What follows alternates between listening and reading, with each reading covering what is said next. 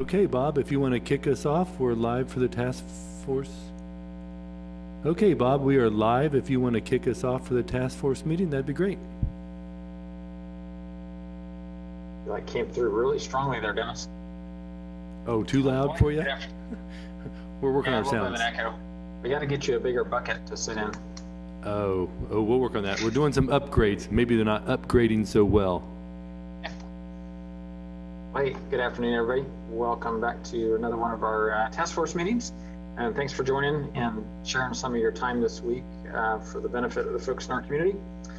So it's actually, this has been a big month. This has been a big week. Some cause for celebration for us. We actually, I think many of you are aware, gave our first vaccines to staff and community physicians yesterday here in Manhattan, here at the hospital. So we're going to talk about that a little bit later, but certainly has been a good week in that respect.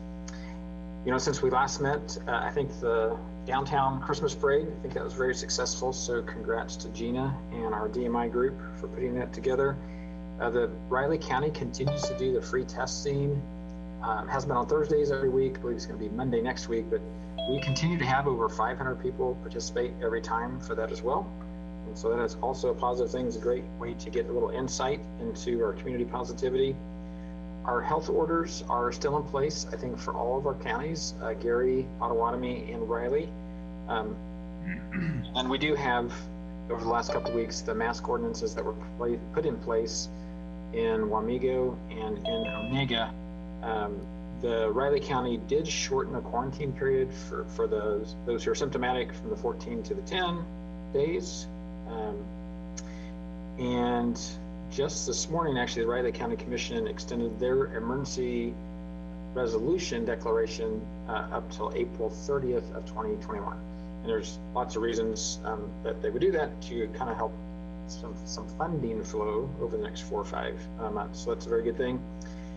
We do have some new testing that's going to be available starting tomorrow. So we're going to have somebody visit about that in just a little bit.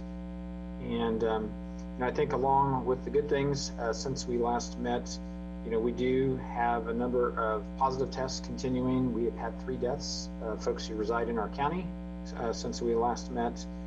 And, you know, as our little sad, one of the last people who died was actually 102. So they were born the year of the last pandemic. So it's kind of an interesting bookending to their lives. I think Dennis is also going to have some, Commissioner Ford could not be with us today. So Dennis has got some notes from him that we'll share at some point in our agenda, but wanted to kind of hand things back to Dennis Marshall to take us through our roll call. All right, thanks, Bob. Hopefully I'm not too much in a cave on this. For our famous roll call, and since, you know, we're in the Christmas holiday spirit, you can give your best holiday cheer as you acknowledge that you're on the call today. We've got Jason Smith and Bob Koppel. Carla Hagemeister. Ho, ho, ho. There you go. Well played. Robin Cole.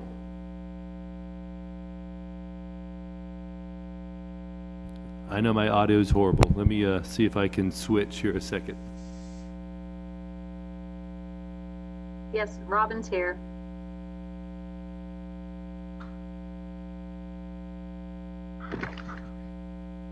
Okay, Robin, we got you. Thank you. How about Linda Cook? I'm here. Dennis Butler? I'm here. Hello. Great. Mike Dodson? Here. Dennis Cook? Happy holidays, everybody. There we go. Gina Scroggs? Merry Christmas, everyone. Thank you. Mickey Dean? Kara Holly? I'm here. Kelly Laub? I'm dreaming of a white Christmas. Well played. Thank you. Cheryl Grice, she may join us late if she's not here. Shiloh Heeger, is she able to join us yet? How about Karen Hibbard? I put in the good word for everybody on this list with Santa. He said you all have been good, so I'm here. Nice. Lonnie Baker? I'm here, but I've been off all night. Okay. Commissioner D. McKee? Commissioner Keith Asher? How about Julie Gobert Walters? Kelly Pascal. I am here. Happy holidays, everybody. Thank you. And Charles Martinez. Is it Steve Elstrom? I see. How about Colleen McKee? Yep, I'm here. Fort Riley. Thank you, Colleen. And Ron Fear. I think he's on another call. Chrissy Rodriguez. Hi, everybody. Yes. All right. Thank you. That completes the roll call. Bob and Jason. Okay, so Dennis, I don't see Jordan. Do we want to move on to 4 and then come back? Well, we do have Kristen on here, and so Kristen Little, she's on here from Senator Moran's office. Kristen, So- would you like for us to wait till Jordan hops on? Yeah, we'll give him a few minutes. I sent him an email to bug him if you don't mind. Otherwise, if I don't see him pop on, I will jump in for him.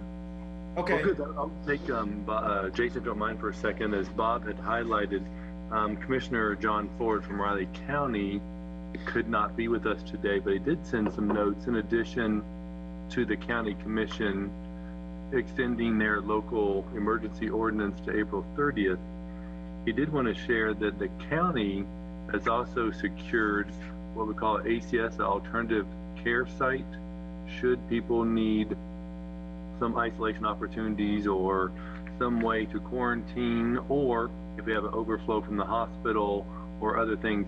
The county and many counties across the state and country have funds to secure that.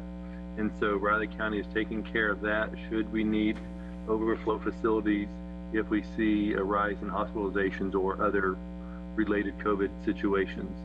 He also shared that one of the things that the county had originally committed to with their Spark funds was to not take the 5% administrative fee that they're eligible for. But they have decided to do that for the purposes of ensuring we're not returning money back to the state. And they've committed to use that 5%. One, it keeps it from going out of the Riley County, but they've committed to using that for some upcoming saliva tests, some other testing, working again some more on the alternative care side if they need to, and keeping it in the community. So they still have some unprogrammed needs with that, but they will have some more money that they will be able to utilize for testing and other things in the community. So we just want to make sure that we knew that to be fully transparent. So I wanted to put that out there on his behalf today. Okay, on another note, we are wrapping up our work with the county on the direct aid to business, and we're going to end up putting out close to 2.6 million. Well, the county will, based on the applications we received, around 2.6 million in direct aid to local businesses. And those were grants up to 15,000 and 16,500 if you met certain criteria, which primarily centered around being a designated disadvantaged business, and that's a federal designation. So, okay, so we'll move on, I think, to number 4 and then come back to number 3. And hopefully we'll get Jordan here in just a minute. So at the last meeting, there was a good conversation by the task force around identifying lessons learned. Many of these centered on the shutdown, which was viewed as an initial step to understand the severity of the virus and how it was spreading. Clearly, the impacts have been profound and lasting. The lessons learned, we have a document that Dennis is going to discuss, but it's a draft document, not final in any way, and we'll continue to figure out to how do we open as safe as possible. So I'm asked Dennis to go through the highlights of the document, and then if we need to add more points, we can welcome more conversation on this topic. So Dennis, you want to? All right, I'll pull it up on my screen here to share my screen. And I sent this document out a little bit ago. There it is. And here comes Jordan right now. Why don't we go ahead and switch to Jordan? We'll get back. Okay. Yeah, he should be on here just in a second right there. All right. We won't throw him off too quick here. Yeah. Welcome to our meeting, Jordan. I'm going to do a brief intro here. So Bob mentioned earlier that there had been significant discussion about stimulus how to address a lot of the impacts. We obviously are working right now. We're seeing that the federal government is working right now on a new bill. There's a number of things that have been thrown around that could be potential elements of that stimulus bill. I went online and checked. It's not been completed yet. I think we're hopeful that that's going to come real quick, but we are pleased to have Jordan Ebert with us today, and he is with Senator Jerry Moran's office, and he is going to give us the latest update on where that bill stands currently. So Jordan, thank you for joining us today. We appreciate you being part of our meeting, and we're going to turn it over to you. Well, first of all, thank you all for having me. I'll just say first off that the actual bill text itself, we still don't have any eyes on, but we do have a pretty good understanding of what is and isn't going to be in it. So we'll probably, I think the earliest we'll see that text and it'll be distributed to offices is kind of what is considered a final agreement. So what it'll be is it'll be a single overall package that includes both the omnibus appropriations bill, which is the annual spending bill that we have each year that we've been operating under the same since October. You know, if you've heard about these CRs, these continuing resolutions. So that is completely wrapped up. It's 1.4 trillion in spending, but that's that annual amount that's rough, you know, changes based on the appropriations in budget agreements that are made between the House and Senate, but that's pretty standard. And then as far as what's going to expected to be voted on as part of that overall agreement is roughly a $900 billion relief package. And as of now, you know, I've basically just been, and what our office has been doing out here is just basically running through the different priorities that, you know, our office and the senator has been championing and making sure that they're either in, seeing what the status is. So right now, probably one of the things that's most relevant to you all is interest in the Paycheck Protection Program. And so there's about 325 billion is the number that's a rough estimate of where that is. But that also includes, I think it's 10 billion for live venues, for example. And then another, I think 25 to 40 billion that supports the transportation sector. You know, whether it's aviation or just across the board, or buses. That's, I think right now, my understanding is that's kind of one of the sticking points in negotiations right now is how this basically $40 billion pot is allocated, and the different committees of jurisdiction, like the banking committee, which has more jurisdiction over urban transit, and then also Commerce Committee, which would be more of the aviation focus and some of the busing and items like that. Amongst specifics on the PPP is a few items that, you know, we've really been advocating for is 501c6 eligibility, and we're expecting that to be in.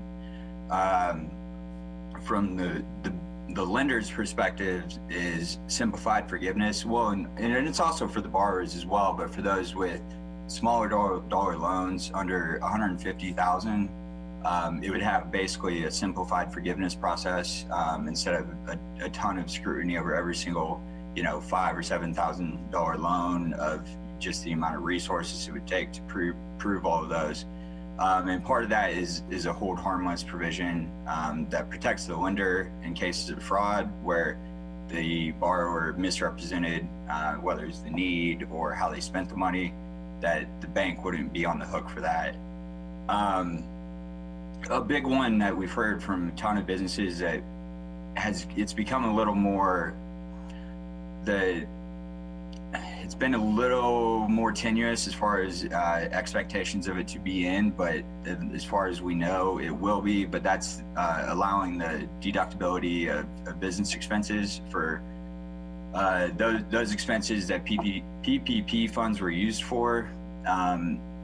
That's, you know, that's something that it's more of an ideological perspective, and Treasury has been very adamant about, Secretary Mnuchin has mentioned that this is, tax 101 and that this is basically double dipping. But I would say from our perspective, this is just an additional form of getting this necessary money for all of our restaurants. Everybody else is struggling right now.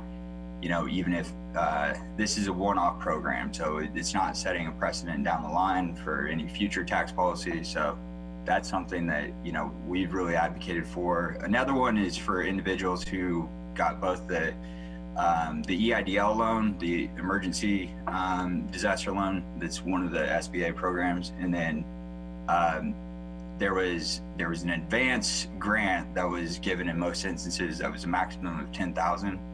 What we've run into now is hearing from folks where they received an EIDL loan because it was what they were told was available right away, were able to get that, and then when they had more information about PPP, went back and got one of those loans. Well, what's happening is in the forgiveness process, if you received an EIDL loan, that advance that you were given is being deducted from what's eligible for forgiveness. So we've had some instances where individuals have had a larger EIDL advance than the actual total of their PPP loan. So it's created, and it's a ton of confusion, and it's hard to, we feel that it's our responsibility to fix these issues because these rules and guidance and everything was rolled out on a rolling basis over the course of the summer. So everybody was just trying to pick up whatever they could and apply it as they understood the program to work. And then, to find out after that, that's just an incredibly tough position to put some of these folks in, that, just with the struggles that they're having on top of everything, and bringing this added consternation with, how this program that was started from scratch, and put together within a couple week period, but then over the months following, constantly changing the rules of the road. We just feel like we need to go back and make it as easy as possible on the borrowers. And so on top of that, there's extension of the coronavirus relief funds, the CRF. That's the 1.25 billion minimum that each state received. We're extending that deadline out. I think the latest was 6 months, but there's mostly been a push. And our office has advocated for a full year, especially because it just allows the localities and states to be able to not be under a strict deadline to try and get these funds out as quickly as possible on just anything and everything. It's, it allows them to reassess their needs, over the coming months, and how these funds that they have are able to be most effectively deployed. Aside from that, there's, items like tax extenders is kind of one of the biggest unknowns. That's something that would also be a part of this larger package, but it's also something that's speculated that's one of the items that's most likely to be on the chopping block and excluded. And then $600 stimulus checks. And I believe a lot of the talk has been about lowering that income threshold as well. And I think that's just to keep the overall size of the bill in check. And then boosted unemployment insurance of about $300, I believe. I think that's most of the big items that are kind of out there. But for the most part, everything's reached leadership and cleared mostly through the committees, and everything's just been requiring sign off by the House chair and ranking member of each committee, and then the Senate chair and ranking member of each committee. So that's been the number one thing for anything to be able to get across the finish line is those 4 items. But then there's some of these bigger ticket items, and what's occurred is now they're splitting off, one of the most controversial pieces of which way folks are going to vote one way or the other, which was liability protections and additional aid to state and local governments. So those two are now being paired and will be considered separately, is the latest understanding. So the likelihood of that receiving a vote or any consideration is probably, it's fair to say, pretty minimal at this stage. And I think a big part of that is just whenever, I think from the Republicans' perspective, the numbers on tax revenues that have been generated by these states, as far as the initial projections, the updated data has, far exceeded what they're expected to bring in, and largely because consumers are still spending just as much from home, those that still are fortunate enough to have a job. So, and then on the liability protections, that's something that's been a really big priority for Republicans, of being able to allow these businesses to safely reopen without the threat of future liability and litigation, except for in instances of gross negligence and whatnot and things like that. So I would say that those two items are probably as good as dead for now, and we'll probably start that conversation back up in January. But I think that the earliest that we could potentially have this bill passed would be in the Senate, would be Saturday night, because it'll be whatever this final overall agreement will originate and pass in the House, and then basically that exact package will be what the Senate takes up and votes on, and could happen as early as Friday evening, but I fully expect, Majority Leader McConnell has told all of the members, expect to be here through the weekend.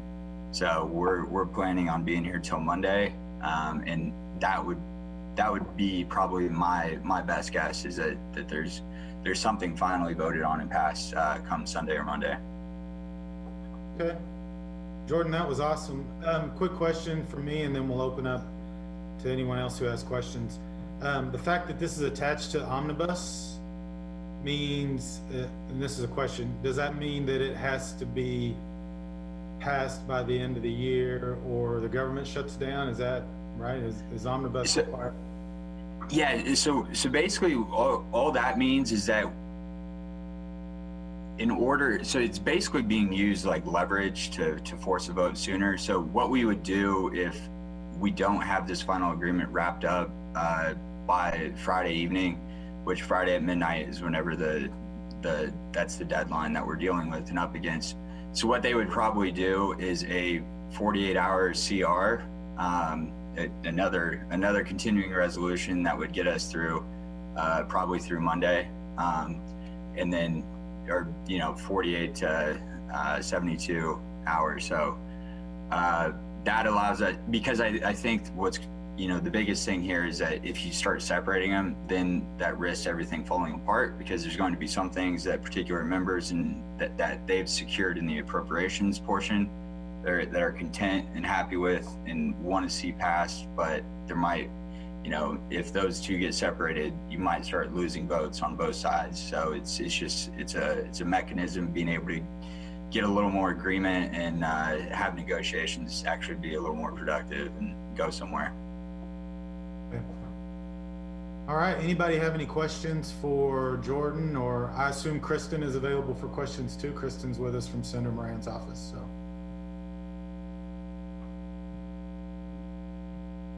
Okay, so there's a question on the chat. Can you see that? Yeah.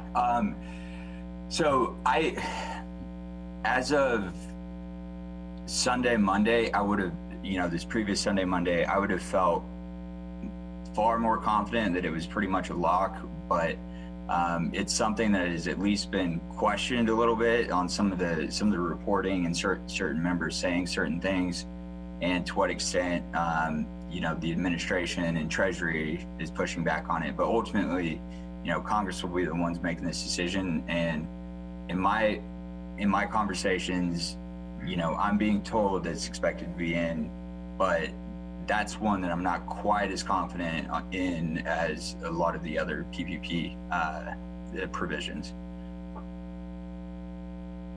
Okay. Any other questions for Jordan or Kristen?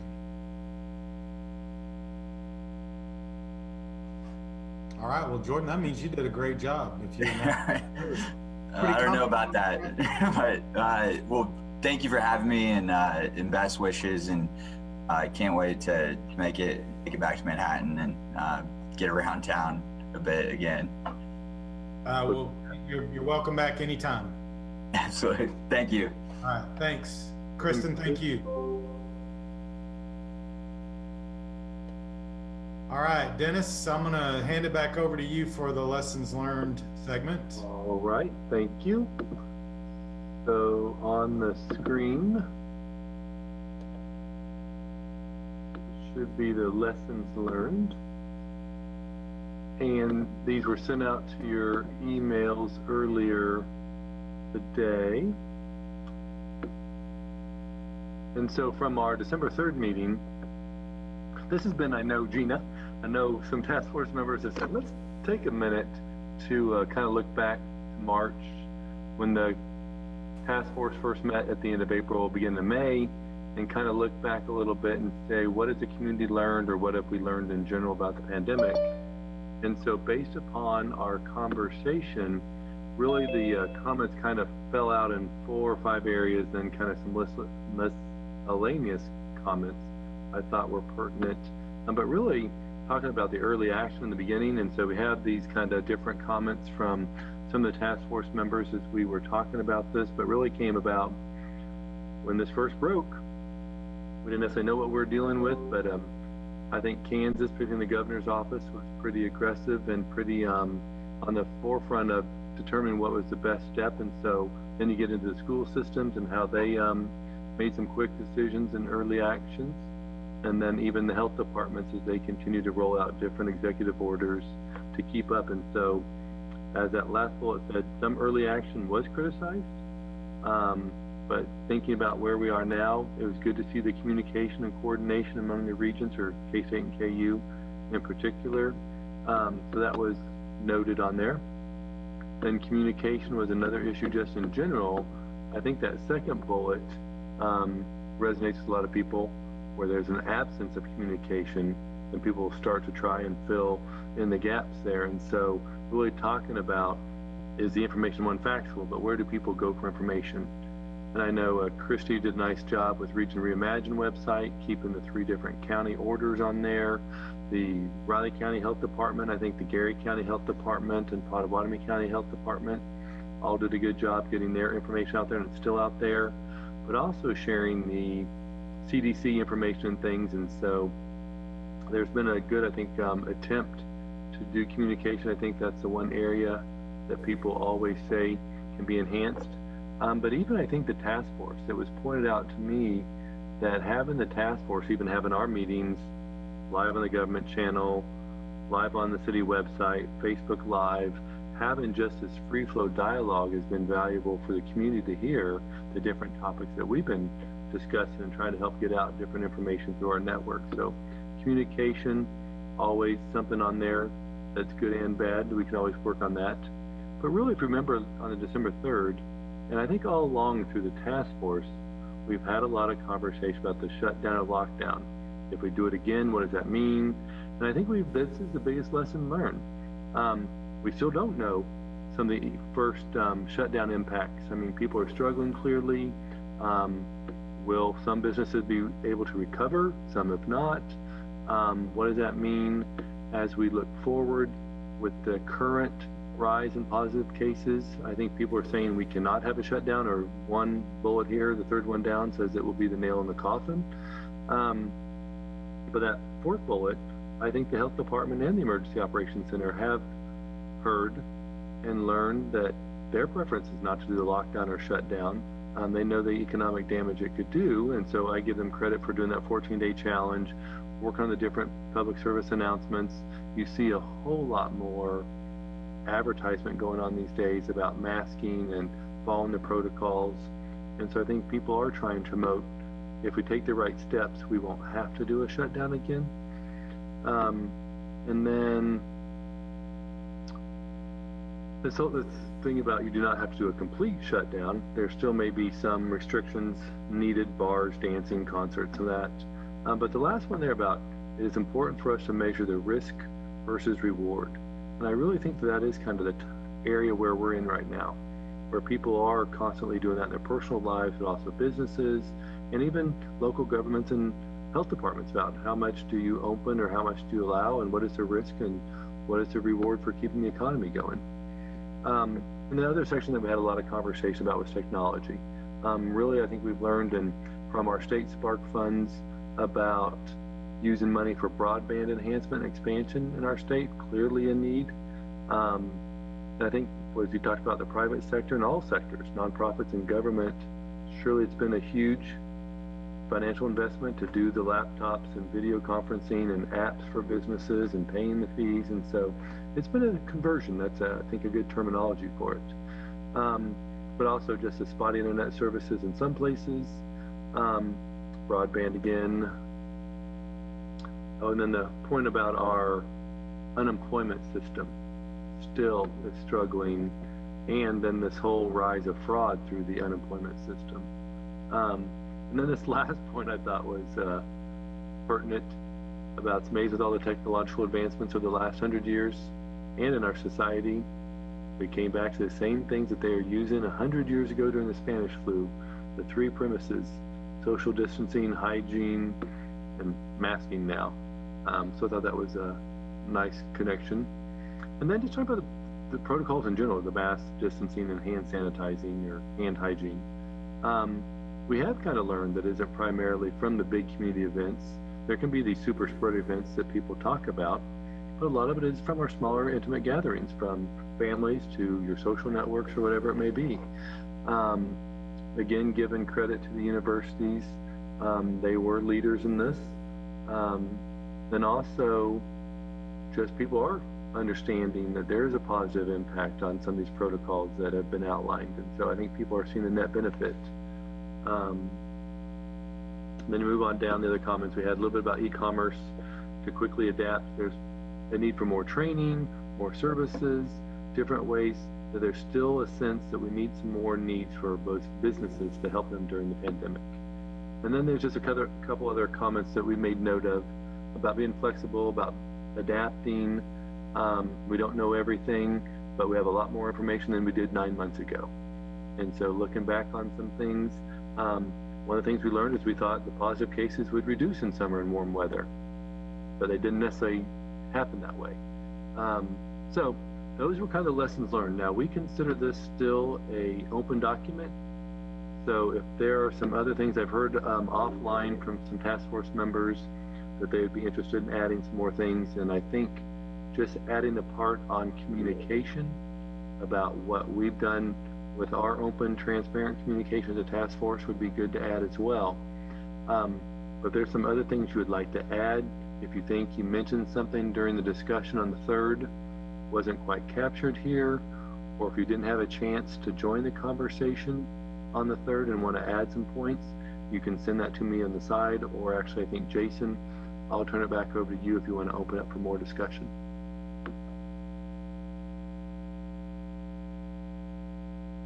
Thank you, Dennis. So yeah, that's a pretty good list, but we certainly want to provide you all the opportunity to discuss adding, subtracting, amending, whatever you think the case might be. So I guess we'll open it up. Anybody have any thoughts or comments?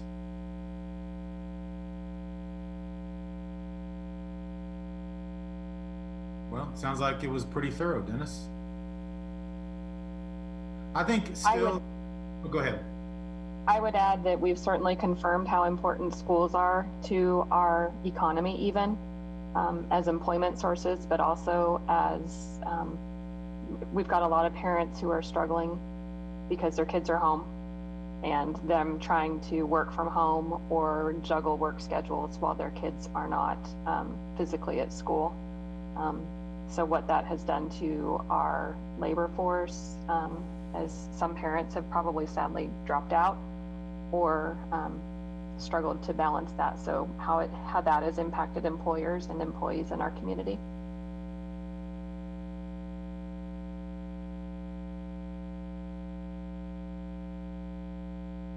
points. Anybody else have anything they're interested in adding to that conversation?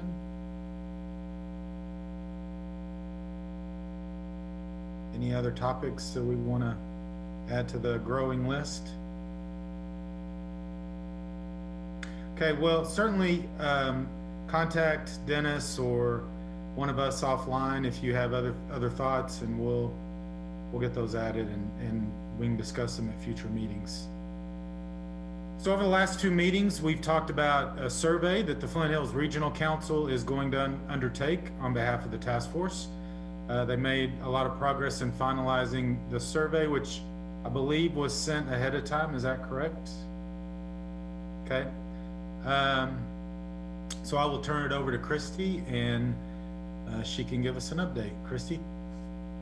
Sure, yeah, so actually I would like to reintroduce Marissa. She's our full-time CARES funded employee that just recently joined Flint Hills Regional Council, and she is amazing.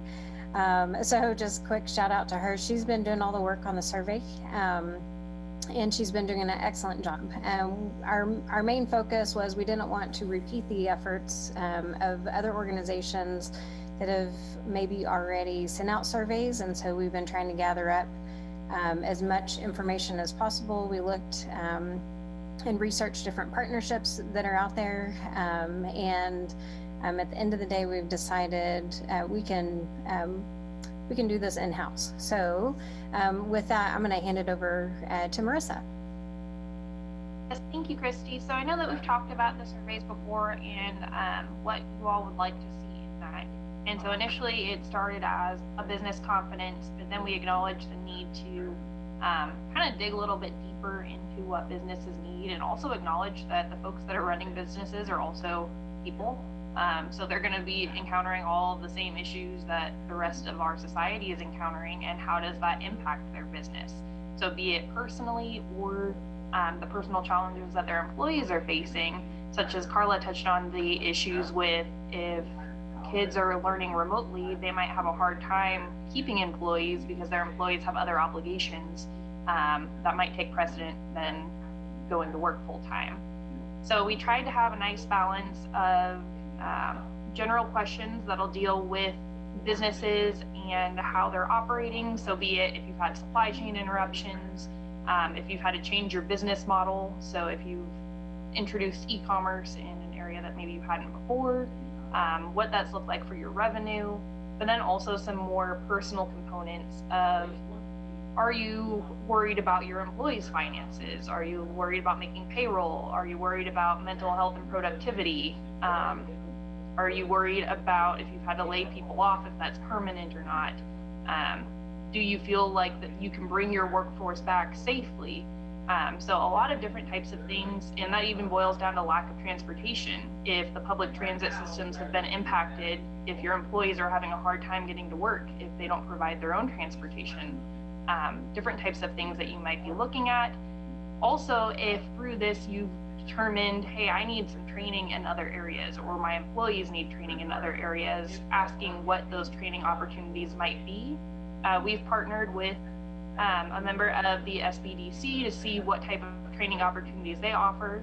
So they helped us kind of frame that question to get a better understanding of what trainings are available and if people actually need that type of training.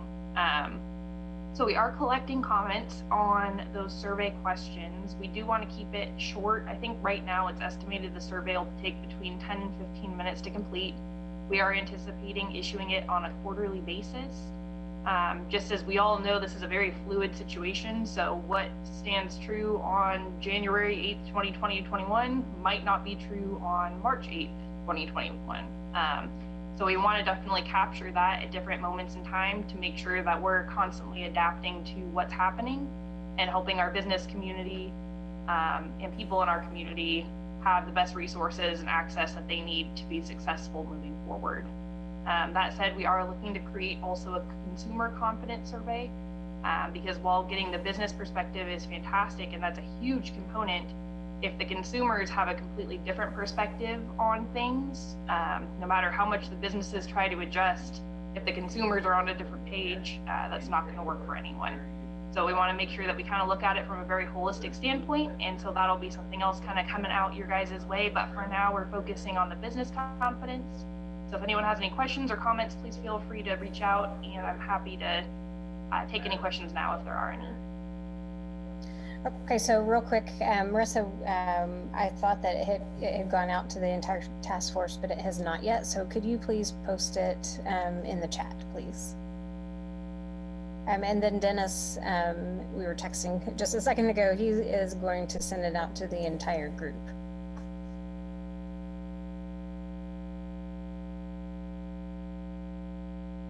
Okay, any questions? Yeah, so you'll see more when Marissa put together a good document and got some sense of where this is going. So you'll see that here later on this afternoon. And the document is live just through, or not live, but it's through just regular SurveyMonkey. So it is going to look better when it goes out. We just rolled it up into a PDF, so it doesn't look quite as good. So just focus on the actual questions more than the look and feel.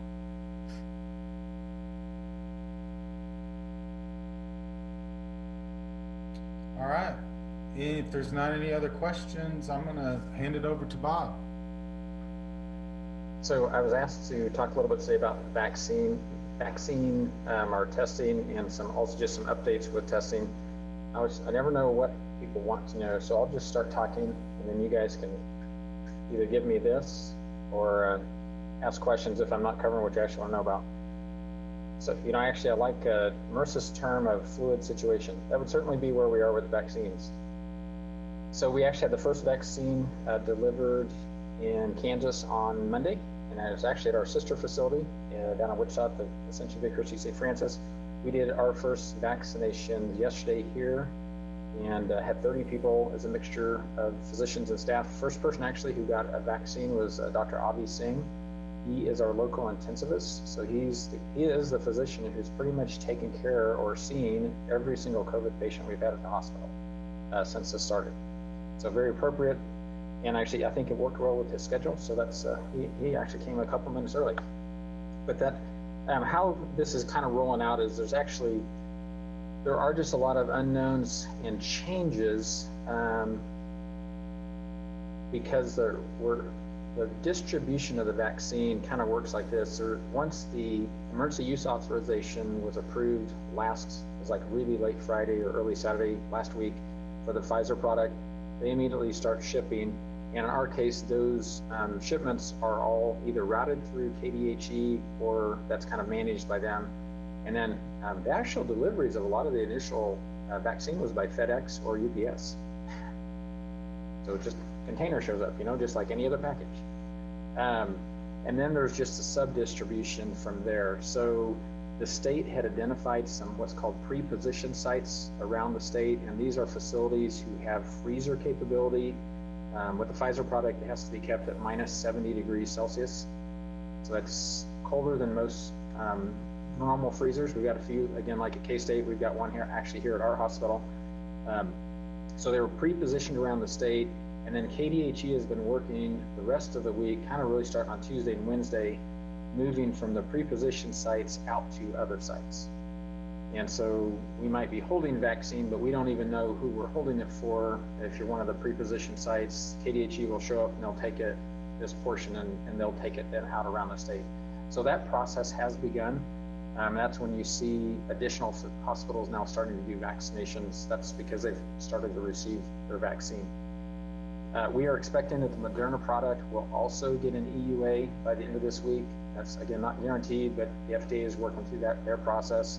And so what that will do is set up then another set of shipments coming out to all the health departments in every state, no different than the Pfizer one this past week.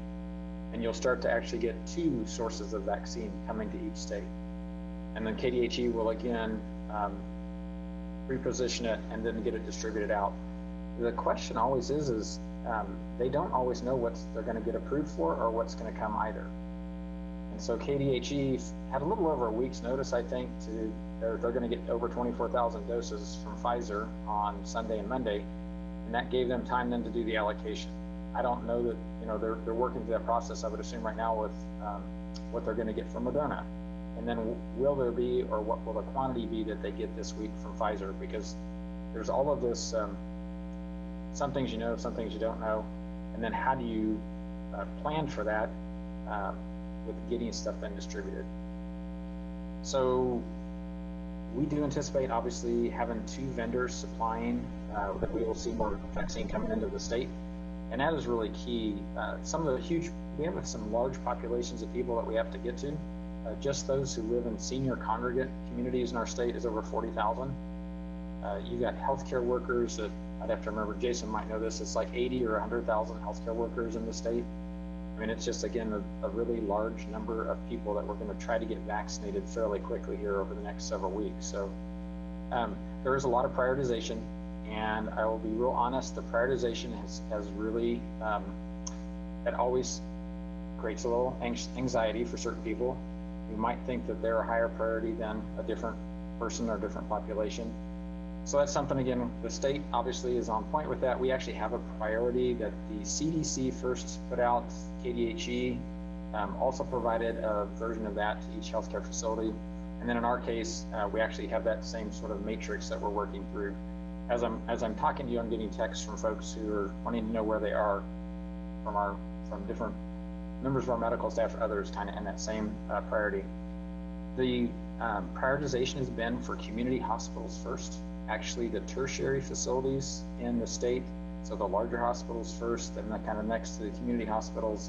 And that, again, it makes a lot of sense because that's who's been taking care of the bulk of the COVID patients. So that causes a rub if you're not a community hospital, obviously, because you're going to be waiting and your staff are going to be waiting. But I think that prioritization, again, I think that just makes sense because that's who's taking care of these patients. Within the hospitals, then we have another level of prioritization. In our case, it's the emergency room providers and staff, the ICU providers and staff, the medical unit providers and staff, because our staff kind of float a lot of places.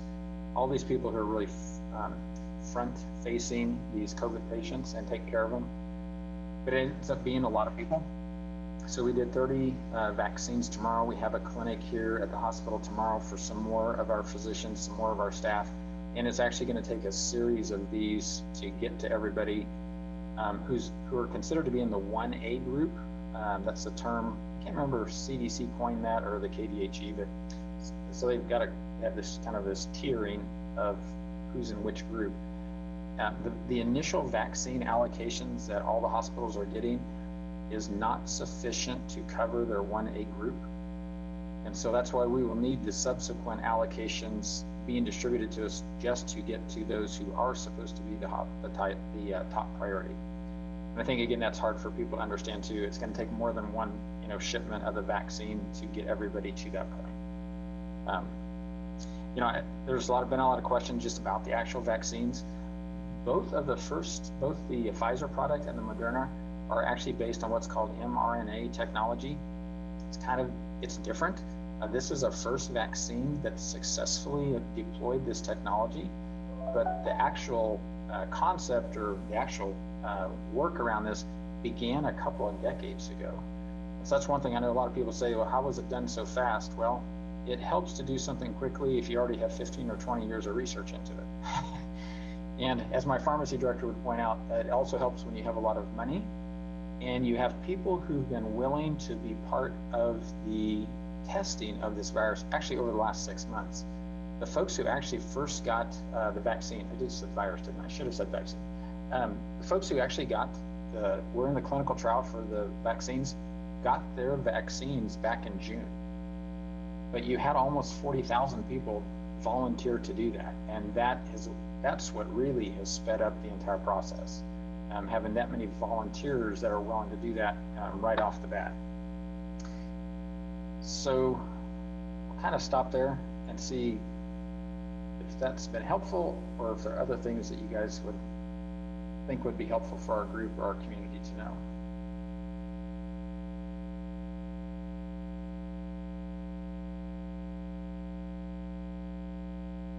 Bob, they had a program on Channel 7 the other night. They were talking about several things. One was, do I still have to wear a mask after I get the vaccine? Answer is yes.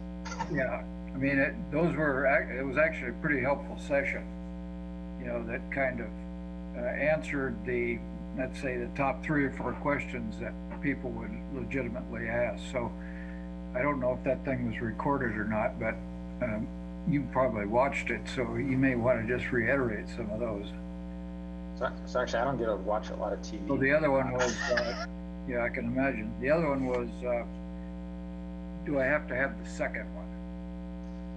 Yeah, so I'll answer. The last one is much easier to answer. If you don't get the second dose of either of these first 2 vaccines, it just will not be as effective. That's definitely was true and was demonstrated in the clinical trials.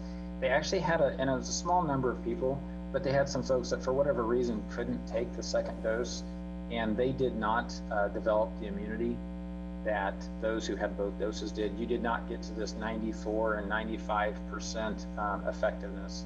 And so that really does underscore the necessity for people to get the second dose. And it requires a lot of coordination, because you're going to get so the folks who got their first shot or their first vaccine here yesterday, we're going to need them to be here on January 6th to get their second dose, because it's a 21-day window. There's a little bit of play around that, but we don't want to waste any vaccine, and so we've really got to keep as many people as we can internally, at least, on that 21-day window. To answer your other question, Mike, so what the clinical trial also demonstrated was the need to continue masking. Yeah. And there's lots of reasons for that, but the biggest one is that it just is a process, and it takes time to get people immunized. And until we are probably at 70 or 80% of the population being immunized, we're still at risk if people don't mask. Right. Well, they said, I think on the program, the 2 folks from Stormont Vale were saying the first one might give you 30 to 50%, the second one gets you up to that 94. And then the other one was, if I've had the virus, do I need to get the vaccine, and when would I get it? And what they suggested is the answer is yes, but you probably have something like a 90-day period in which you can therefore afford to wait and be placed later in the queue than you might ordinarily be. So our internal phrase is, you'll still be in line, but you'll be at the back of the line. Yeah.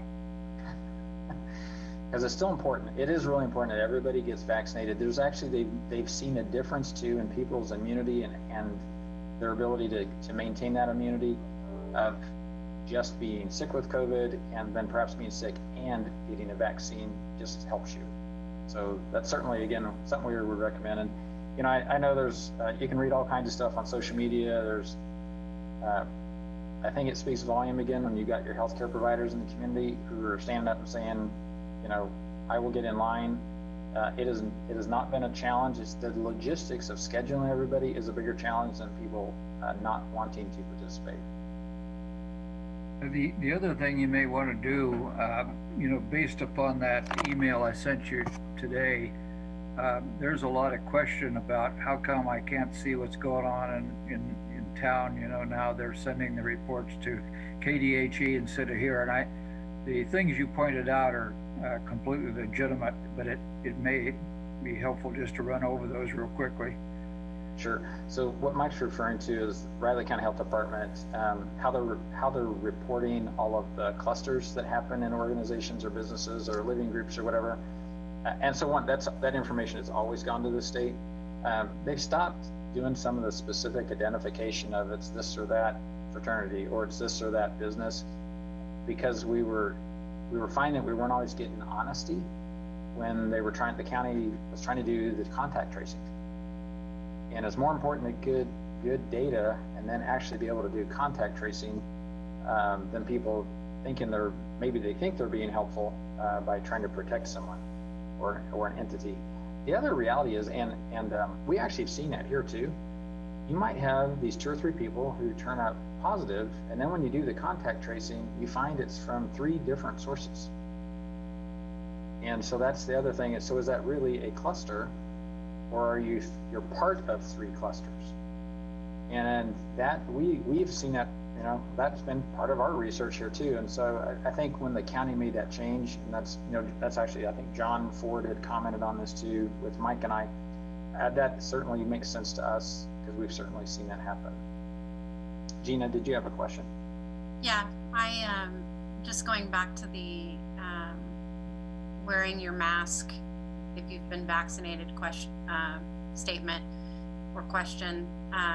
Don't want to open a can of worms, but wondering when thinking about human behavior over the last 9 months or so, what messaging or education is going to roll out or needs to roll out, doesn't need to roll out about, I mean, I'm imagining, you know, with the fatigue that's going, the mask fatigue and virus fatigue that's going on right now, I'm wondering, are we going to see individuals who say, well, I got my vaccine when they walk into a restaurant or wherever, and you know, I don't need to wear my mask. Is there, at the time of vaccine, will there be that sort of education piece, or how do we need to do anything or not, or what do you think on that? You know, so my assumption is the health department's got something planned. So again, part of the reality is we're still learning a lot. It would appear that people can actually be vaccinated and still carry and share the virus with others. Yeah. So they won't actually get sick necessarily, but they might still impact other people. And so I don't know if we really know a whole lot about how that's happening, but that does appear that's what can happen. You know, in our case, that's just part of the conversation in our organization about just the need to keep doing this. And believe me, we get the whole fatigue thing. It's just not going to change very fast. And I think this is sheer reality of, in our state, we have 1.8 million people to vaccinate. I can't even tell you how difficult it has been to plan the first couple hundred vaccinations of a somewhat captive audience we call employed associates. And fairly motivated and fairly understanding people. Yeah. This is just, it takes on it goes a way another level. I can't imagine being our county EOC trying to figure out how we're going to do this. There's just a lot to it. I'll just take this opportunity now then to just thank all of you who are doing the logistical end of this and vaccine deployment. Really appreciate the life-saving efforts. And if you do learn of any education or messaging that we need to put out, that would be great. We'll do it. No, I would agree, Gina.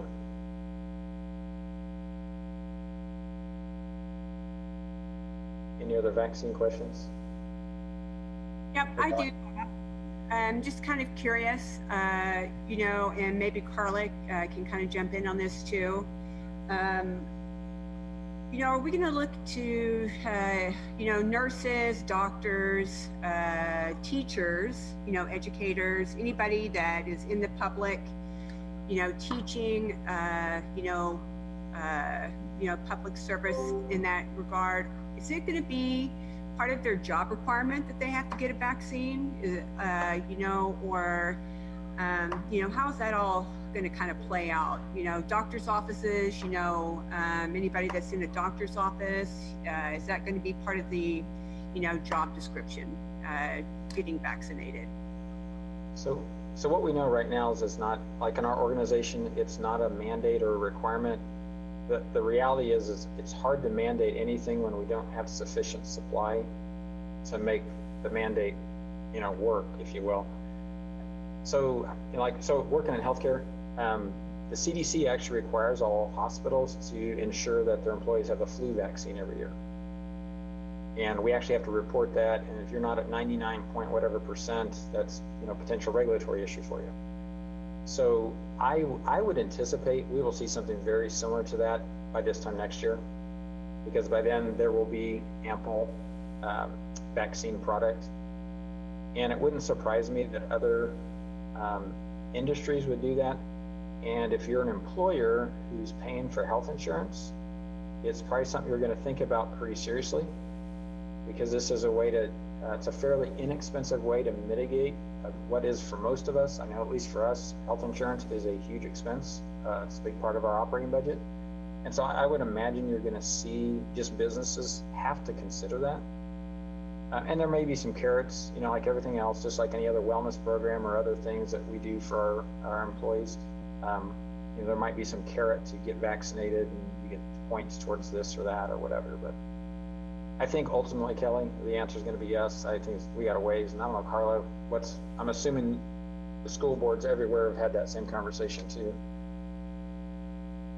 I think it's certainly circling with school boards. I don't know that, I think your first comment of that it's so scarce right now that, we're just excited that at some point our teachers will hopefully, last I heard was that we're maybe in that group too. So I think we'll have a good population of school employees who are very ready and willing to get the vaccine, and that scarcity issue will be the biggest issue, I think, on the front end. There have certainly been conversations and questions about whether or not it will be required for students to be in school. And I think that that's probably also a conversation that is decent to have kind of working in your brain, but is a ways down the road since they haven't even done the safety and efficacy testing or have the data for kids, that's not a conversation that we're certainly not, that won't be an issue for this spring, probably not even an issue for this next coming fall of August of 2021. I would expect, certainly there would not be legislation caught up to that by that point. But our teachers are certainly, I would say as a whole, eager to have that next level of safety. And I think just while I have the microphone open, you talked early on, and we talked last night a lot about the risk reward, and risk is higher right now. And not that wearing the mask is the reward, but having that vaccine certainly opens us up to be able to do more. Wearing a mask opens us up to be able to do more.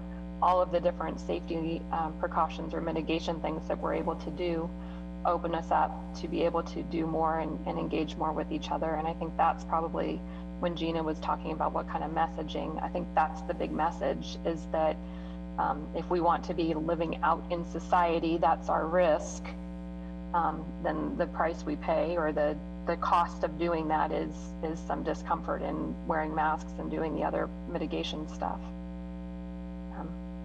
Yeah, I will share, Gina, you want FAQs?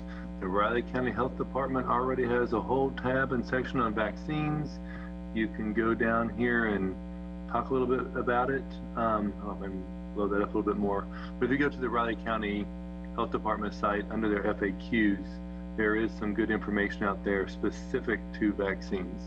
So I would encourage folks, you can talk about warp speed, but I know the Emergency Operations Command Center and the PIO Vivian put this together. And so there is some about the priority groups in Riley County, about children. So there's some at least initial information out there. If people like to go to the Riley County website for the COVID page.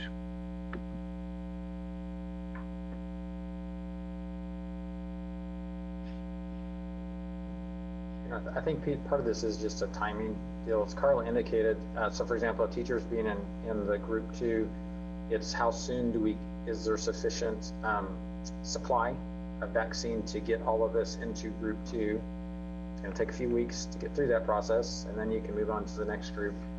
But it certainly really does position us differently by this, by the fall even. I think the world probably starts to look very different again.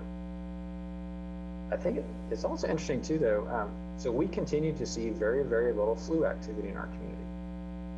And we attribute that to people wearing masks and social distancing and hand hygiene. Hand hygiene is actually huge because hand hygiene defeats PPE and it defeats social distancing because people still touch stuff, and then if they touch their face. So that's why hand hygiene is actually so pivotal.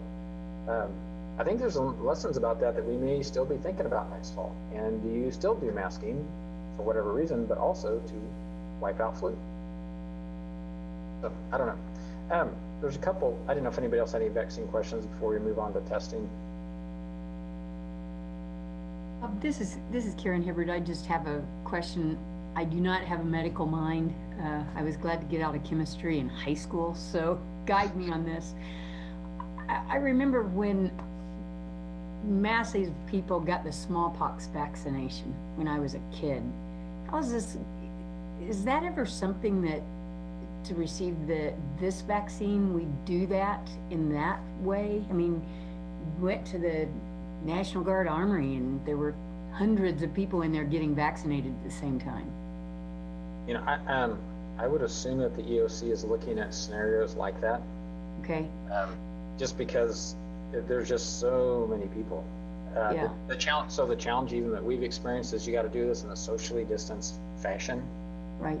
And there's everybody who gets a vaccine, we're actually monitoring everybody for 15 or 20 minutes afterwards. So you have to have spaced out seating for that. I mean, it's just the facility challenge, or if you're going to do it some other venue, I think that's just something that I'm sure they're working on. But to get everybody vaccinated, we've got to do something in some sort of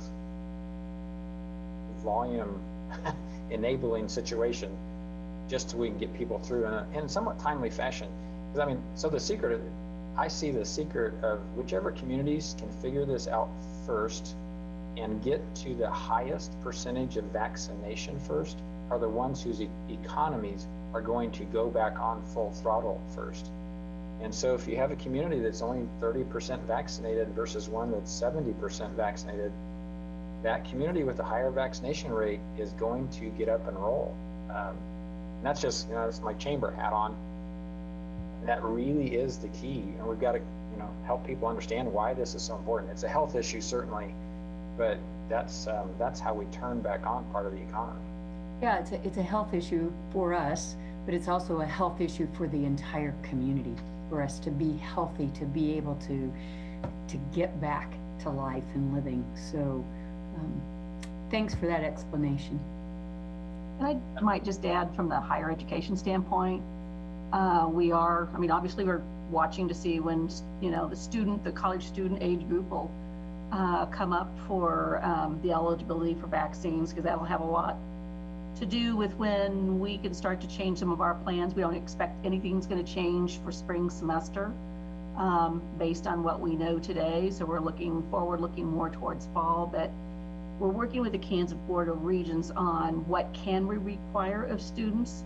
Of course, the faculty side falls in a different category, but as an employer, but for students, we're looking at what that means across the Kansas Board of Regents. Clearly, there's some legal issues in there and what you can and can't require. So our general counsel and at the Board of Regents and our universities are taking a look at that. But it's something, of course, we'd certainly like everybody to be vaccinated. And what we're trying to find out is, as we will have a plan ready at the time that the vaccine would be ready to get into a larger distribution as it pertains to like college students.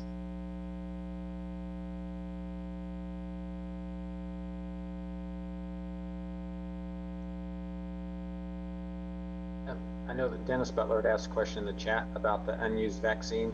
So the FDA did allow, starting today, so pretty much every vaccine comes in a vial that is overfilled. And that's so you don't run out. You have enough.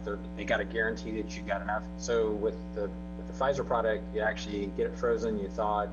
There's saline that's added to it to mix. And then you're able to draw off the 5, initially what we thought we would get 5 doses for every vial.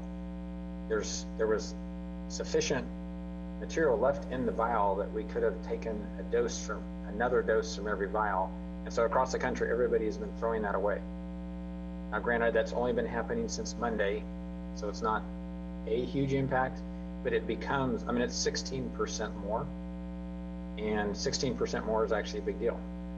So they actually approved that, got the word out this morning that it's okay to do that. And so when we do our clinic tomorrow, we're gonna, for every vial, we're gonna get 6 doses now instead of 5. And so that allows us to get to more people faster, and we're not wasting. So as everybody again does that across the country, that's actually going to help. And we don't know enough yet, quite honestly, about the Moderna product, if we're going to have that same advantage or not. But at least with the Pfizer product, that's actually a huge deal. It's going to really help us out. Did I answer your question, Dennis? Yeah, thank you. I'd heard that the FDA was relaxing that protocol, but I wasn't sure. I was hoping that you would have had some specific direction by now. Very happy to hear that. Everything in the vial is the same material, right? Pardon me? Everything in the vial is the same because you've mixed it and it's all together. Drawing off 5 versus drawing off 6, everybody's actually still getting the same vaccine. No, well, my point was when I heard the news reports was that there were protocols that if a vial was supposed to provide 5 doses, that medical providers were prohibited prior to this new guidance from administering more if there was excess dosage. And my question was, I heard the FDA was relaxing that. I just wanted you to confirm it. That's all. Yeah, and that's so the emergency use authorization that was approved last week. It included just the 5, and that's what they've amended or changed. I'm not sure what language they're using to allow us to do 6. Lonnie, did you have a question? Yeah, I just wanted to see if you'd maybe comment a little bit on,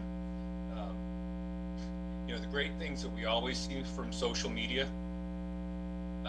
There's a little bit of hype going around right now as it relates to women of childbirthing age, and it's certainly taken off at our place that we have some people that are concerned about fertility issues that might arise. I've in my limited research on that, I'm not finding any reputable source that supports that, but if you would just kind of hit on what you know about that. So the actual clinical trial did not include any significant number of women who were expecting.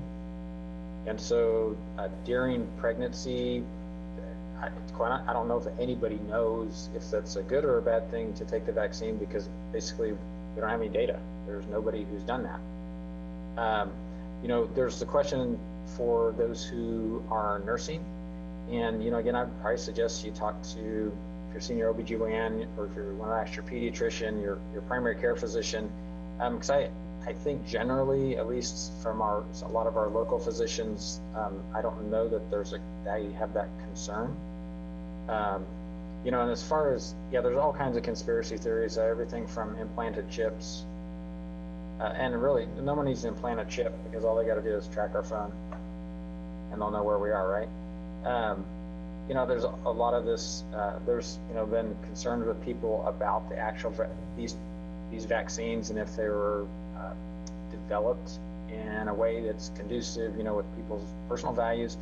And actually both the Moderna and the Pfizer product are really different in that they were developed without infectious materials. This is basic. This is like new technology. So there's not the ethical issues that might have come up with past vaccines, actually, at least with these first 2 products. And as everybody else gets theirs approved, we'll actually learn more about how they were developed. But with the first 2, it's just a very different approach to actually making a vaccine. And so you just avoid, quite honestly, some of those past ethical issues that we've had with other medications or other vaccines. And Lonnie, I think Lonnie, I'm not sure why some of this stuff is on social media other than people have got more time than the rest of us. Karen's smiling. But did we want to talk about testing? So actually, because today's Thursday, so the Riley County, they had their session from 11 to 1. They're going to be back out at SECO this evening from 5 to 7, and that is free to people. We would love to have another 500 plus day of people going through. I think we actually learn a lot when that happens. So that's really key that we have community members who are willing to go do that. And then they're starting between now and the end of the year, with the exception of like the holiday days. There's actually another option, and there's Riley County's made arrangements with KDHE for some saliva-based tests. And so these would also be a good way, if you're interested in finding out, or if you're concerned or you're worried or whatever, it's very easy to administer, obviously, because you do that yourself and you actually send it in. And they're looking at a 48-hour turnaround time for these tests. So that is also really handy if you got folks you're worried about. So you can, and I think that actually starts tomorrow. Dennis Marshall, is that correct?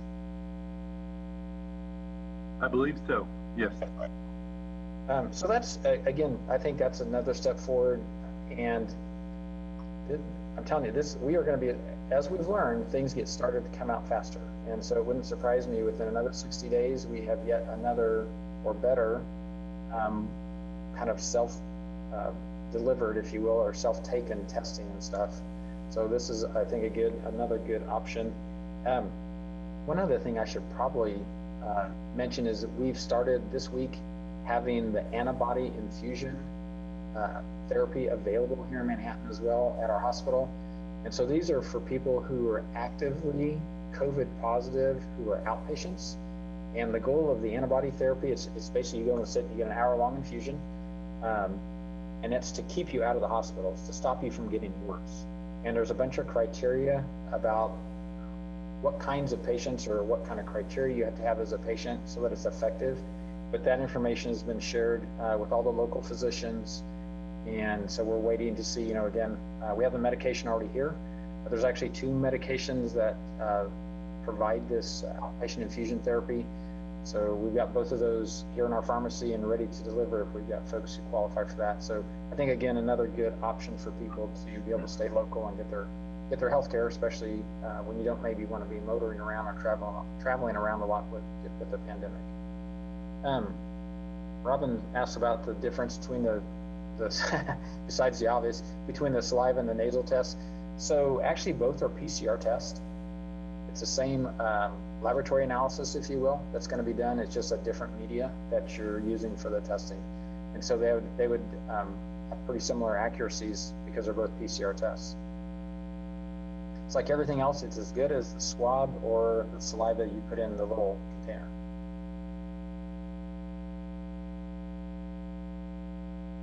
Saliva testing is a nice way of saying it. Bob would probably just say spit testing. But any other questions? And then you did say part of the treatment is remdesivir, however you pronounce that. Oh, yeah. So again, that's something that got a lot of press earlier this year. So remdesivir is actually a medication for inpatients with COVID. So the antibody infusion is only tested and valid with outpatients. Remdesivir is a medication for inpatients. And we've, as of this morning, we've given almost 240 doses of that here in Manhattan as well.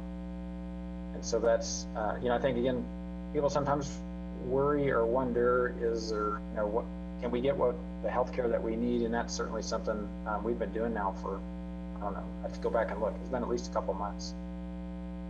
I guess it has to be longer than that even. I'd lose track of time anymore. And that antibody testing that you're talking about, or treatment you're talking about outpatient, is actually what the president got. So he got Walter Reed, right? Yeah, he got one of the 2 products, the Regeneron, and then I cannot say the second one. It's like a 15-character long. We call it Bam Bam because it's Bam Livaudibot or something like that, and so we just call it Bam for short. And so again, we have that available. We've yet to give that to anybody, but that was just Monday or Tuesday this week that we got all the information out to our local physicians. And Kelly had asked about when the saliva testing begins. I think it's tomorrow morning at 9 o'clock, and you just go out to Seco again. It is really truly a drive-through because they're going to give you the test kit and you're going to drive on.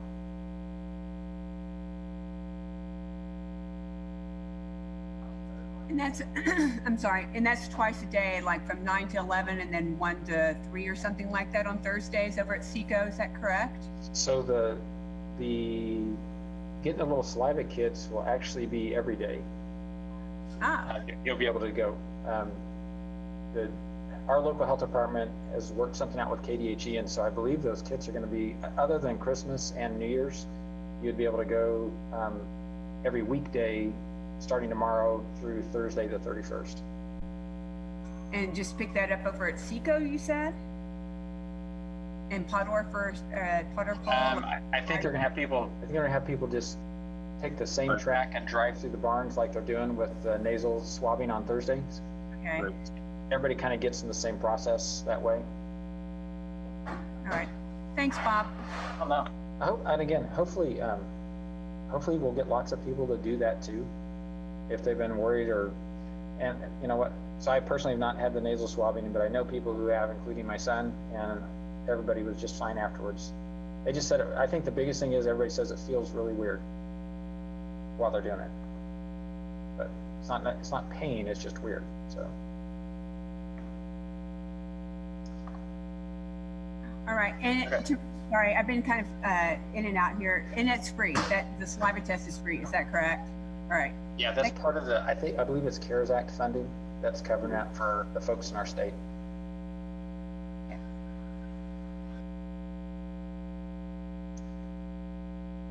Anything else on testing or vaccinations? Okay. So one of the other things we wanted to do today was, did you say something, Dennis? Oh, okay.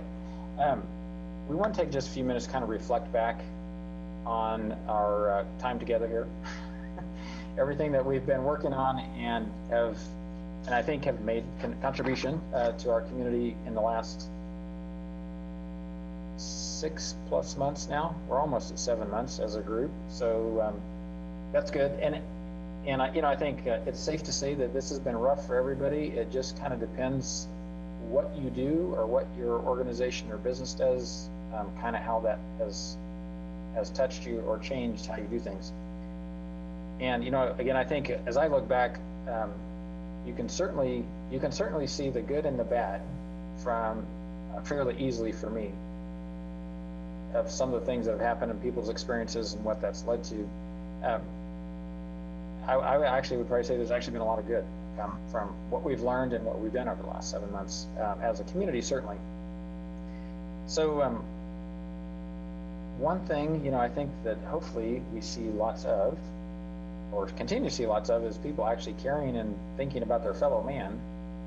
And, with the masking, for example, we mask for ourselves and we mask actually for everybody else that we're trying to protect from us, if you will.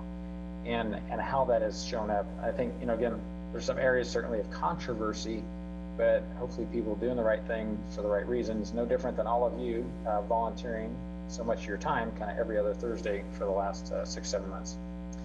I think there's a whole different appreciation with our elected officials on some responsibilities that were sure important, but maybe didn't put as much time or emphasis into because they didn't need to. And I think, everybody's view, I would hope, is really changed on the value of your local health department. Because I think, everybody said, yeah, they do this, this, and this. No one really ever thought about they're going to be on point if there's ever a pandemic. And so, hopefully that's been a learning and a good thing too. I think as people have come together from our healthcare community, I go back to, a bunch of our local physicians created that clinical task force, which, by the way, they still meet. They don't meet with the same regularity, but they are still meeting either Wednesday evenings or Sunday evenings, donating their time for everybody here in the community. And so many things like that, I think that have been really positive. And also, I hope, people have kind of a perspective of the larger healthcare system and its importance to all of us individually. How many times in the last 6-7 months have we talked about, well, people don't know what to do because they actually don't have a primary care physician? Because in our society, it's always been so easy to be episodic and just jump from provider to provider. And I think this perhaps has really underscored the importance of having that relationship with a provider who knows you and who kind of understands your history and what's important to you. Personally, I think about how it used to be just run home and get something on the way, stop and grab something on the way home from work, or go this activity or that activity. And I was texting earlier with Gina about the parade. That was actually kind of cool. My wife and I went to the parade a couple weeks ago. We stood on the curb by ourselves, quite honestly, down on points. but it was actually good to get out. It was a little cold that night, which actually made it more like the holidays. And that was, I think that finding new ways to do stuff and reconnect, I think that's been important for all of us too. Definitely, we all, I think, have a different lens of how we look at stuff now and what we value. There's, I was actually talking with some of my leaders earlier this week, and we were just talking about how things have changed for us here working and for us personally. So I have one of my leaders who's not gotten to hold their new grandchild. And, you know, it really puts into perspective what people have been sacrificing because of all of this. I also had one of my leaders point out that you weren't nearly this great last year. So, I guess we all have made some changes, maybe not voluntarily, right? Which was kind of funny, but also was like, again, that hurts. So it was kind of funny, but you know, anyway, you know, I think again, and we have a little subgroup that meets to kind of help plan these meetings, which is Jason and Dennis and Ron and Christy and I. So we have a little more time to ruminate on some of these things, but you know, I think we would all say this has actually been a great idea. I know Jason and I, we both got a phone call back in early May, wasn't it, Jason? To say, hey, would you do this? And we're kind of like, the mayor's asking, we think this is important, and you know, how do you say no? Because we know this is a big deal. And appreciate the fact that, you know, the 20-some of you guys made that same, said, okay, we'll go do this. We're going to give up some time and give some thought, and we're going to spend time thinking about these things, just because it is important. And I think it's certainly, I hope, I really believe we've actually have made some changes and done some good things. And Dennis, I can't believe it was April. Was it April 29th that we started? Yes, that's when the mayor kicked it off. It was at our first meeting on the 29th. 21 meetings ago. I would have said a month after that everything kind of seems to run together now. I personally don't remember January or February. March and April just kind of like one big long day.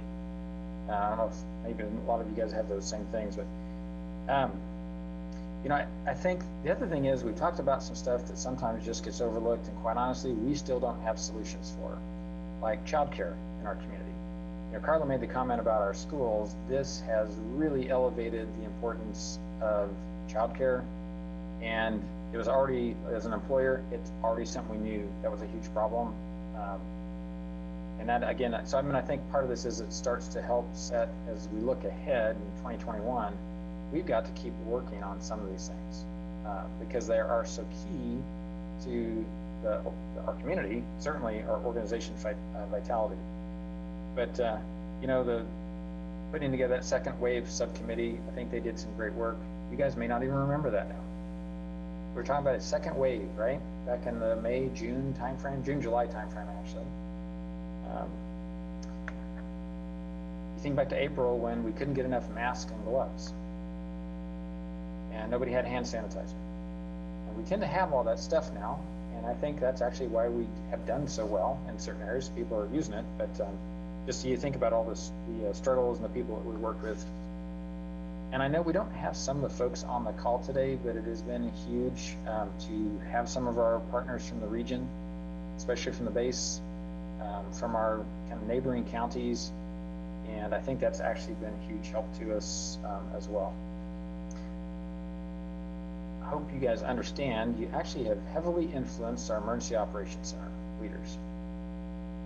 And this has been for them a resource that they could kind of tap into and ask questions of and just hear from 20-some community leaders.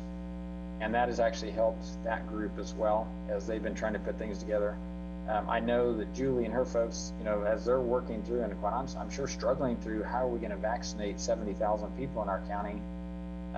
Even our conversation today helps them start to shape, and you know, Karen's question about, do you use the armory or do you do this or that? I mean, I think this all is kind of good input and help to them. You know, Dennis had made the comment that we all now know the difference between isolating and quarantining. And actually, see, I get fuzzy on that, because I just know I can't be around anybody if I get sick, so I'm trying not to be. But you know, that whole concept just to be and careful. And, you know, again, I think a huge thing for me is, and I know I've talked to a number of you about this too, how do you keep doing what you want to do? By just making adjustments. And I think, again, that's, for me personally, something I've learned in the last year. Hopefully that same thing has happened for some of you. You know, Bob, from a system perspective, as difficult as things are here, can you imagine some of the other, let's just say 90 counties in Kansas, not to mention some places in Eastern Europe and Asia that really don't have any resources at all. The fact that they're used to death and dying on a daily basis doesn't really comfort anybody too much. So, you know, as we go forward, we've really got to put in place the kinds of structures or the ability to quickly change and add resources so that we can put these fires out very quickly, because the structures that exist across a lot of Kansas are just not there, particularly as you mentioned in the county healthcare field. You know, I think it's like both ends of the spectrum.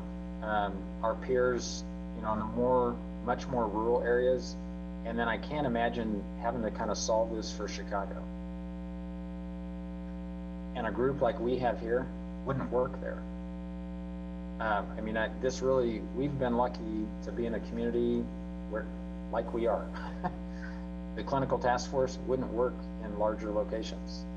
This kind of group, I don't think would work in a much larger location. I think I think we've found some solutions to our own sized problem. But I agree with you, Mike. A lot of other countries don't have the resources we do. They are not vaccinating 30 of their staff yesterday. They don't have any vaccine yet, and they may not for months. And the cooling capability, you know, is going to have to be exported. So you're going to have the trucks driving from Europe. And your example about Chicago and New York, I mean, part of this is a math problem, as you know. We've got huge density issues in those big cities, and there's just no way to kind of overcome that. You can't, just people moving around violates all kinds of distancing requirements. So, yeah, we're in that way, we are fortunate. Yeah. Well, my boss always uses the term vertical living versus horizontal, because you have so much more common space in those larger communities because you have so much vertical living. And in Manhattan, vertical living might be a 3-story building. You know? Yeah. And so you just don't have the common space, you don't have all the elevators, you don't have the stairwells, et cetera, that everybody's using. And that has actually been one of the reasons our positivity rates have not been as high as some of these other places. Could have been a lot worse. So geographically, we're just benefiting from that somewhat.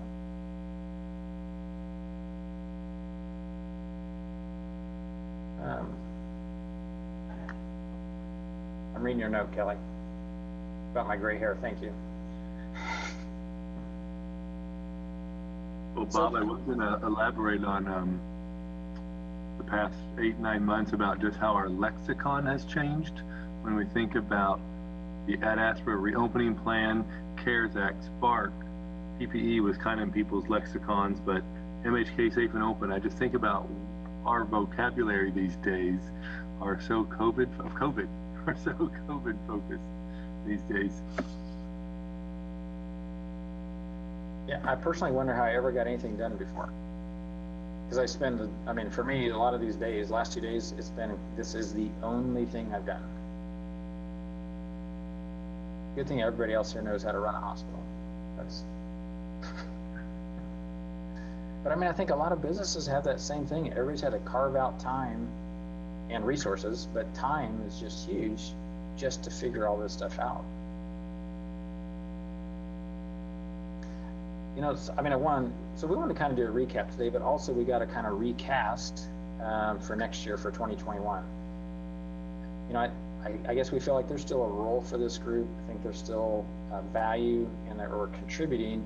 But, you know, again, our little leader or exec group just kind of talking through, does it make sense to shift to once a month And again, to always ask that question, are there other things we should be talking about, gathering information about, researching, spending time on? And so we wanted to take a few minutes today, again, to put that out on the table again, kind of the what should be next for this effort.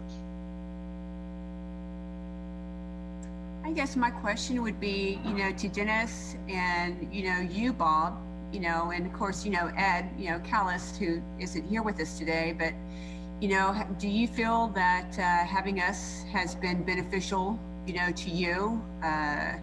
Because obviously, there's a lot at stake for you guys as well, more so, and kind of getting us all organized. And, and I guess I would ask the same to Jason, as well, and Carla, do you feel that this has been beneficial, having, this many people involved, and,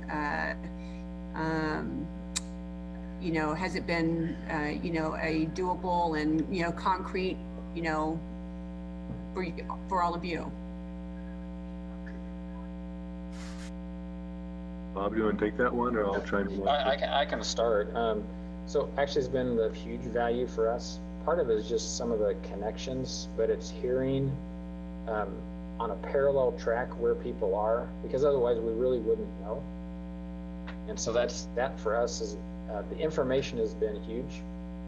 And a lot of what you guys are doing, we've got to do the same things, just a little bit different situation. But I think a lot of it is just trying to be in sync together. And it's everything from, we're getting ready to roll out the mask ordinance. We made sure that Dennis's officers had masks to give to people. So, our Dennis's point was, and I completely agreed after that call, we went and found the source, because we're not gonna write tickets, we're gonna give people masks to wear, because that's how we're gonna teach people. And I don't know that, would he and I have made that connection to do that if we didn't have this group. So I think there's things like that that are actually small but have a huge impact. I'm on the chamber board, as a number of you are, and all of this, it is also intertwined. And I think it's sometimes helped for us to be able to kind of tell and explain what's going on, because otherwise, in the absence of information, people make up their own stories. And so I think it's been helpful for, as a, Ascension via Christi, to be able to say, well, this is going on, and we're now able to do this, we're now able to do that, as we've learned or set up new programs like with the antibody infusions or the vaccinations or what have you. I think this has been a useful way to kind of get that out to some really key people in the community who can then ask questions and say, well, what about this or what about that?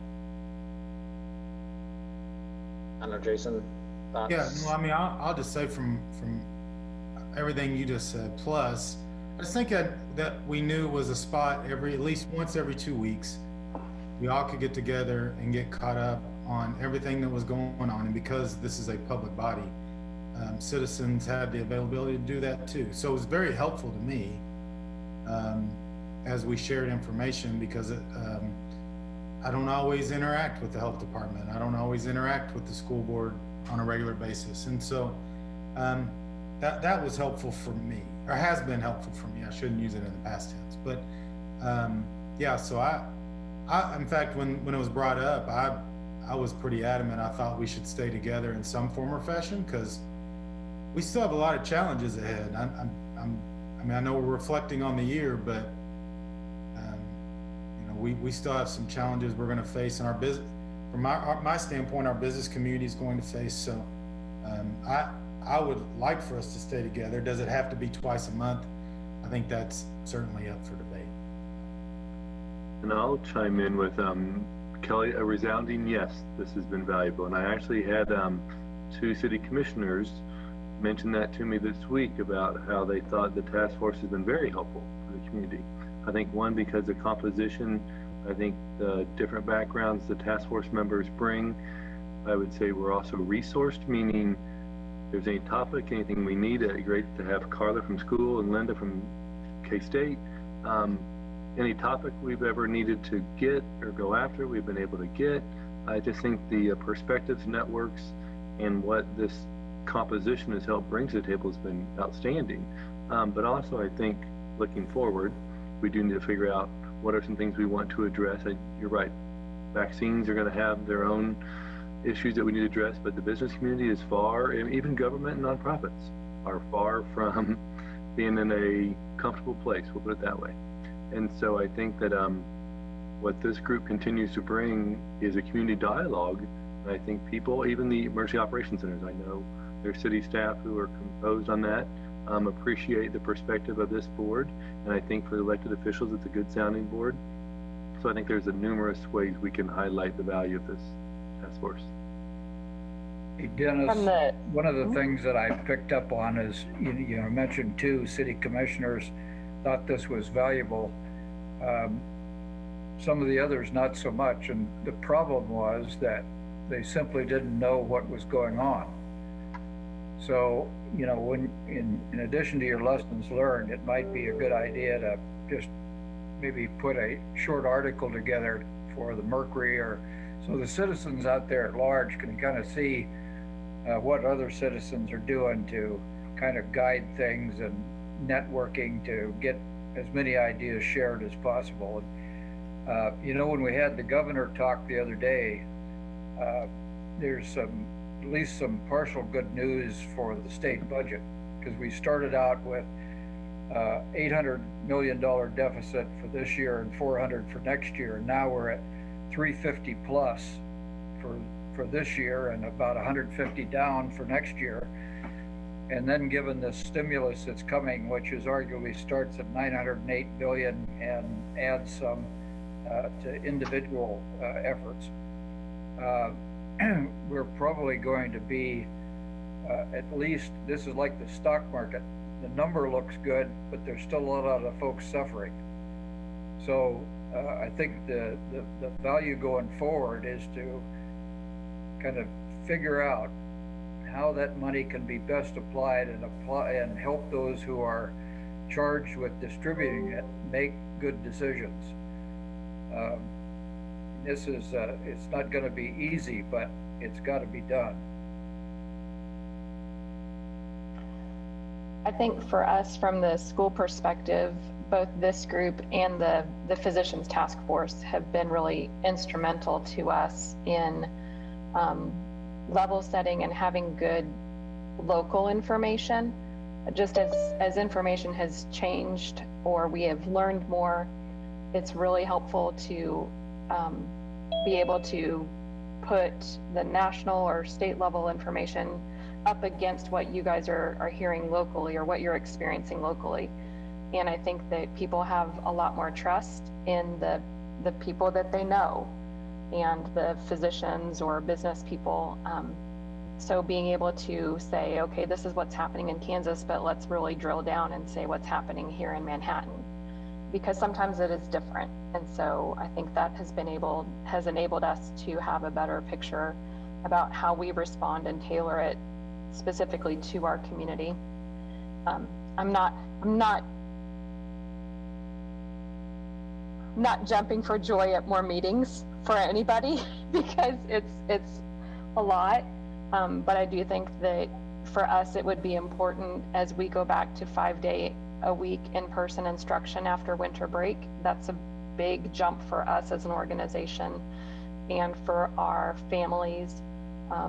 I know that there are families who are jumping for joy and there are families who are pretty nervous about that, and the same with teachers and staff. And so I think as we're coming out of that winter break and we're seeing the effects of what happens after people have traveled and so forth, I definitely think it would be important for us to continue meeting.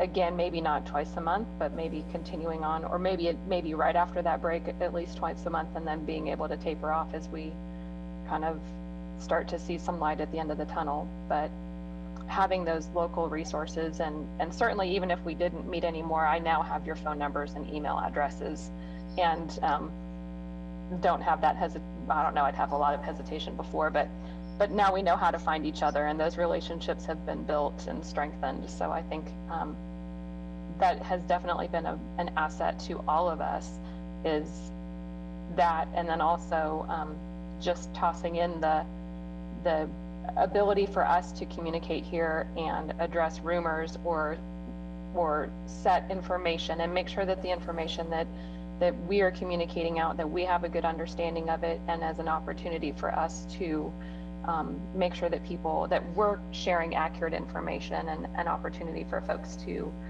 listen to our conversations in the public and know that we're being transparent, and that they have the opportunity to understand what's happening as well.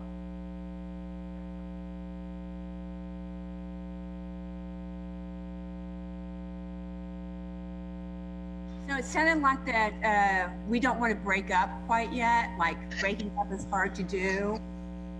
So, you know, I guess, you know, I would propose, I think that Carla's right. And I think that, you know, we still have another, you know, wave to go through.